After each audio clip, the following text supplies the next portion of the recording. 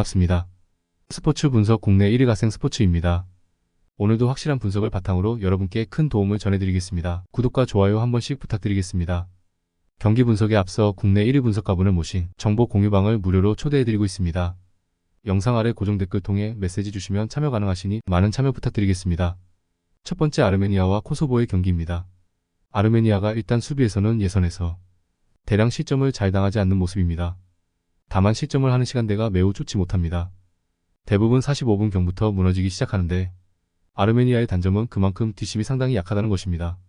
수비진 정도를 제외하면 어매치 경험이 부족한 선수들로 구성되어 있는 것도 어느 정도 이 긴장감에 영향을 주게 될 수도 있고 미키타리안 이후에 확실한 에이스를 찾지 못하는 상황도 대변하고 있습니다. 코소보는 전력이 괜찮습니다. 레그로바, 무리키, 라흐마니 등 오데리가 안에서 플레이를 하는 선수들이 주축이고 유럽 상위권 팀들도 어느 정도 긴장을 해야 하는 전력입니다. 물론 아직 코소보가 신생 국가대표팀이라서 조직력은 다소 아쉬운 부분이 있습니다. 선수들의 퀄리티가 좋아서 지는 모습을 잘 만들지는 않으나 잘 이기지도 못하는 양상입니다. 무승부가 너무 많았던 것이 결국 유로에서 코소보의 발목을 잡기도 했습니다. 선수단 질은 코소보가 더 좋다고 할 수는 있습니다. 다만 조직력에 대한 아쉬움으로 인해서 핸디캡을 적극적으로 사용하는 것을 추천해 볼 수 있을 것으로 보입니다. 아르메니아가 그래도 수비에서는 어느 정도 대량 실점을 면하고 있기도 한 상태입니다. 언더 양상으로 가도 큰 문제는 없을 것입니다. 그러므로 이 경기는 무승부와 언더를 추천드립니다. 다음으로 노르웨이와 체코의 경기입니다. 노르웨이는 홀란드가 있으면 경기가 잘 되는 편입니다. 물론 홀란드의 득점력도 큰 의미를 가지지만 홀란드의 기동성 때문에 상대가 라인을 올리기 어려운 상황을 만들 수 있습니다.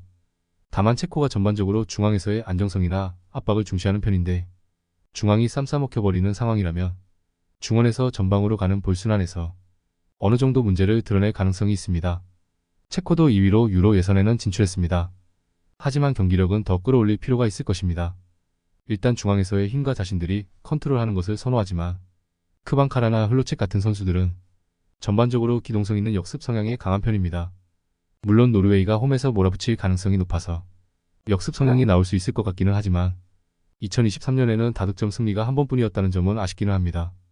홀란드가 있으면 노르웨이가 강하다고는 하지만 노르웨이를 상대로 체코가 압박 라인의 적극성을 늦출 가능성이 많지는 않다고 봅니다. 물론 경기를 컨트롤하는 플랜에 비해서 체코가 기동력을 발휘하는 상황에 더 적합한 구성이고 2023년에도 크게 득점력이 부각되는 모습은 아니었습니다. 그러므로 이 경기는 노르웨이의 승리와 언더를 추천드립니다. 다음으로 리히텐슈타인과 페로제도의 경기입니다. 리히텐슈타인은 유럽뿐만 아니라 전 세계적으로도 약한 팀이기는 합니다. 다만 페로제도와 붙는 상황에서도 리히텐슈타인이 매우 약했던 것은 사실입니다. 제법 페로제도를 상대로 공격적인 스타일을 보여주는 경우도 없지는 않았는데 이 상황에서도 상대 수비와 역습 상황에 대한 대응은 빈말로라도 좋았다고 하기 어려웠던 것이 사실이었습니다.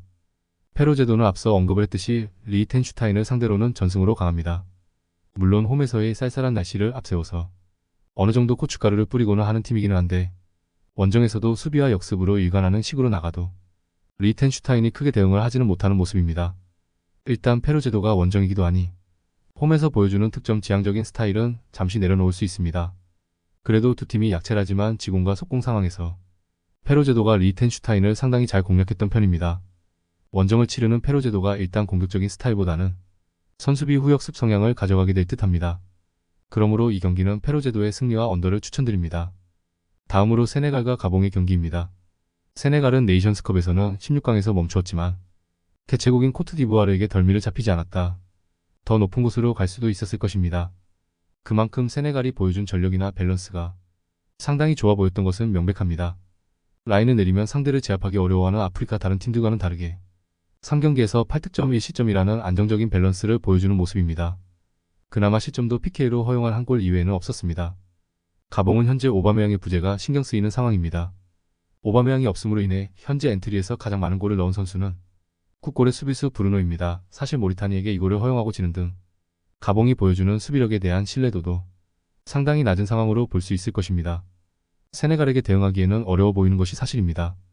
일단 네이션스컵에서 보여준 밸런스는 아직도 세네갈이 아프리카 내에서 수위급의 전력을 가지고 있다는 것으로 해석할 여지가 충분합니다. 가봉이 수비력이나 오바메양이 없는 상황에서의 공격력까지 공수 양면에서 신뢰를 보내기에는 어렵다는 점도 한몫을 합니다. 그러므로 이 경기는 세네갈의 승리와 오버를 추천드립니다.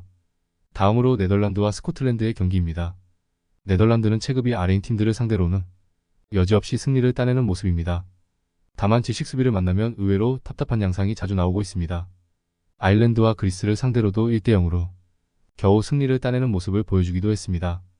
스코틀랜드도 지식 수비라는 면모에서 일가견이 없지는 않은 팀이니 네덜란드가 스코틀랜드를 상대로도 흐름이 답답할 가능성이 없지는 않다고 봅니다. 스코틀랜드가 홈에서는 스페인을 잡아내는 모습을 보여주기도 했습니다. 하지만 원정에서는 스페인, 프랑스 등 강호들을 상대로 당하는 면모가 매우 많았던 것이 사실입니다. 그래도 맥긴 맥토미니 같은 미드필더들의 활약상이 전반적으로는 괜찮은 편이고 특히 맥토미니는 사실상 팀의 주포로서 활약 중입니다. 어쨌든 수비라는 면에서 일가견이 있다는 것도 사실입니다. 네덜란드가 체급 차이가 나는 상대에게는 승리를 잘 따내는 모습입니다. 다만 지식 수비라는 면모에서 강한 팀을 만나면 생각보다 고전하는 경우가 잦다는 점을 생각해야 합니다. 스코틀랜드가 원정에서는 약한 면모를 보이지만 어쨌든 미드필더진의 힘이나 수비에서는 일가견이 있는 편입니다. 스코어 차이가 크지 않을 것을 생각할 수도 있을 것입니다. 그러므로 이 경기는 네덜란드의 승리와 언더를 추천드립니다. 다음으로 루마니아와 북아일랜드의 경기입니다. 루마니아는 무패로 예선을 통과했습니다. 다만 4대를 압도적으로 이기는 모습을 잘 보여주지 못했습니다. 스위스를 상대로 2대 무승부를 기록한 것 이외 경기에서 멀티 실점을 허용하지 않는 수비진의 퍼포먼스는 좋았습니다. 하지만 북아일랜드를 상대로도 크게 득점력에서 장점을 보여주지는 못했습니다.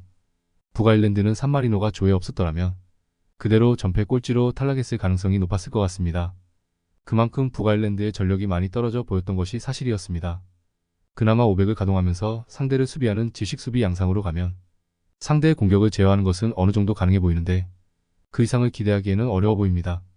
루마니아가 보여준 퍼포먼스는 더 나았습니다. 다만 상대를 압도적으로 제압하는 상황은 잘 만들지 못했던 것이 사실이었고 이를 감안하면 언더 양상이 나올 가능성이 높습니다. 그나마 북아일랜드도 500을 가동해서 상대의 공격을 답답하게 만드는 것 정도는 가능해 보입니다. 그러므로 이 경기는 루마니아의 승리와 언더를 추천드립니다. 다음으로 헝가리와 튀르키예의 경기입니다. 헝가리는 잉글랜드를 4대 0으로 갈아버리는 등 헝가리의 상승세가 상당히 좋다는 점은 부정하기 어려울 것입니다. 다만 리투아니아, 불가리아와 비기는 등 꾸준함이라는 면에서는 헝가리가 상당히 부족한 것이 사실입니다. 압박으로 상대의 전진을 제압하는 면모를 보여주는 것으로 대응을 하고는 하는데 실점률이 아주 안정적으로 관리가 되는 상황이 아니라는 점이 아쉬운 상황으로 볼 수 있을 것 같습니다. 튀르키예도 라트비아를 극복하고 조 1위로 유럽 본선에 진출했습니다. 다만 토스 민데르가 모두 빠지면서 현재 엔트리에서는 공격진의 무게감이 아쉬운 상황이라고 할 수 있을 것 같습니다. 그래도 공격적인 특유의 색깔을 보여주는 면모로 크로아티아를 상대로도 승리를 기록하는 등 헝가리 못지않게 상승세를 타고 있다는 점은 부정하기 어려울 것입니다. 냉정하게 헝가리도 꾸준함이라는 면에서 부족한 모습이 없지는 않고 튀르키예도 공격적으로 할 수 있는 팀입니다. 물론 토순과 윈데르가 모두 없는 상황에서는 튀르키예가 공격적인 엔트리의 무게감이 매우 가볍다는 점을 부정하기는 어렵습니다.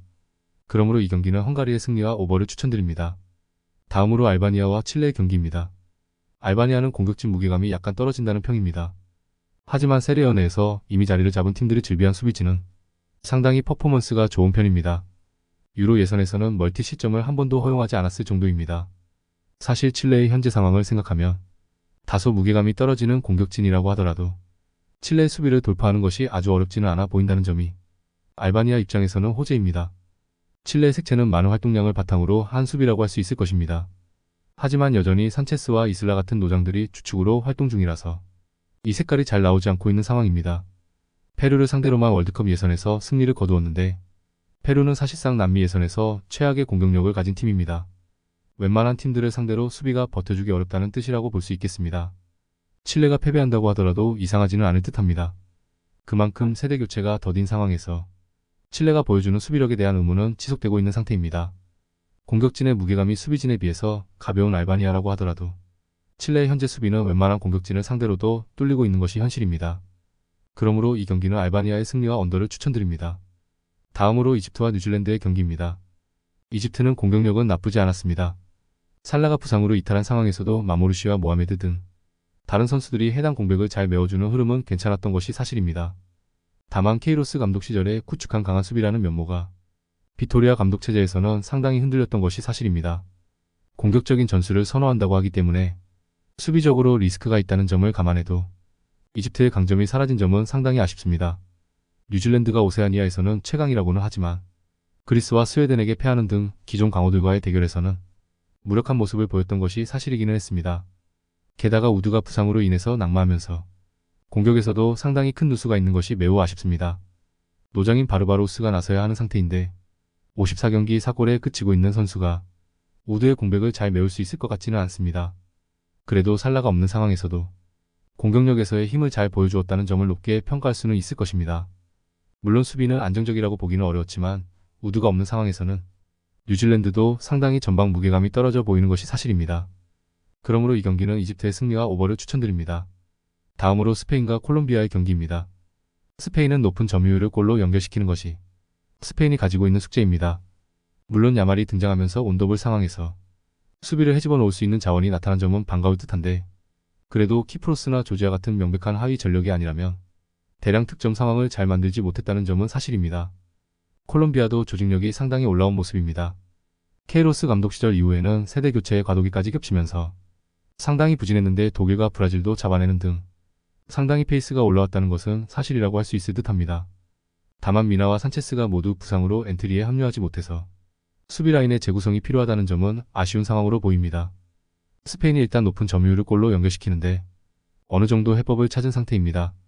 다만 콜롬비아의 조직력도 브라질, 독일을 잡아내는 등 많이 올라온 상황이고 스페인도 명백한 하위 전력이 아니면 대량 득점 상황을 많이 만들지 못했다는 점도 사실입니다. 그러므로 이 경기는 스페인의 승리와 언더를 추천드립니다. 다음으로 알제리와 볼리비아의 경기입니다. 알제리는 네이션스컵에서 최하위 조별리그 탈락의 쓴맛을 보았습니다. 결국 감독도 경질이 되었고 현재 엔트리 상황도 상당히 급격하게 바뀐 것이 많은 상태입니다. 물론 만디 브라이미 등 공격과 수비에서 충격화를 해주어야 할 선수들은 여전히 엔트리에 합류를 한 상황이라서 판을 새로 짜고 있는 상황이라는 점을 감안해도 전력의 손실이 아주 큰 상황은 아니라고 할 수 있을 듯합니다.